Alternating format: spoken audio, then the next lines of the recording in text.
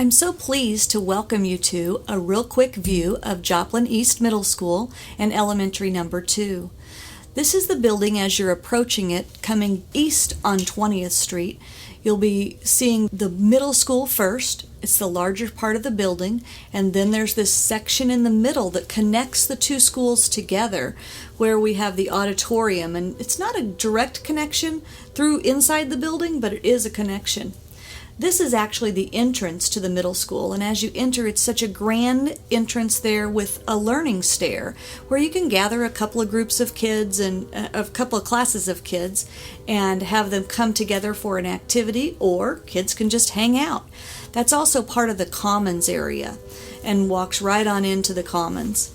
Now we're upstairs above that learning stair in the library. You can see the blue and the yellow spaces that were there before. They may not be blue and yellow when we finish, but this is the library, again, an area where kids can take some time to hang out and to do some things and to then move forward as we go through into the building. The building has actually an upstairs and a downstairs on the middle school side, but within that there are spaces that we're calling neighborhoods.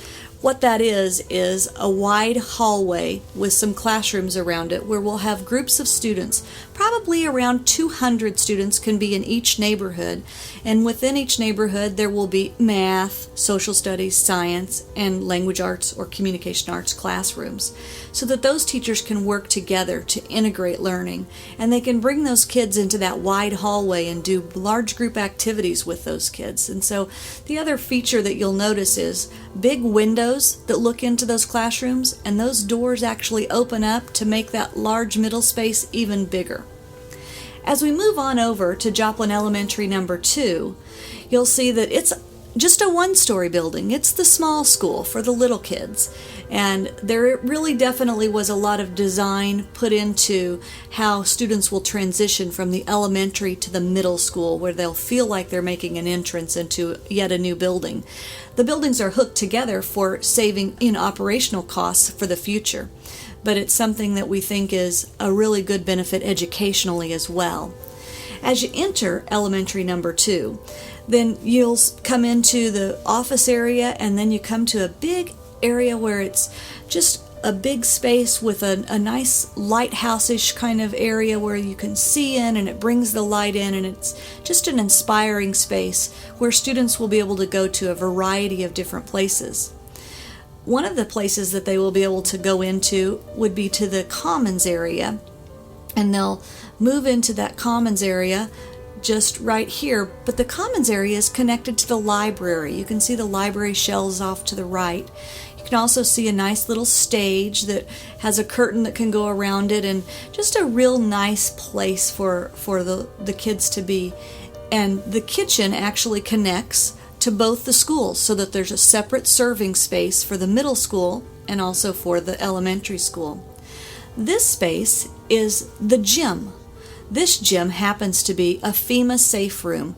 It will be able to be used for a community safe room as well as for a safe room for our students. And it will be available 24/7 all the time for our community to come into if there's a tornado siren or a thunderstorm issue that we think that it's coming up. So something that we think is really important as we move through. The other thing with the gym is that it also has just a small amount of bleachers, which we think will be really helpful as kids continue to be involved in Joplin youth basketball or other areas, that our parents will have a place to sit down, and that we could actually have some games in places that are other than just the high school or the middle schools.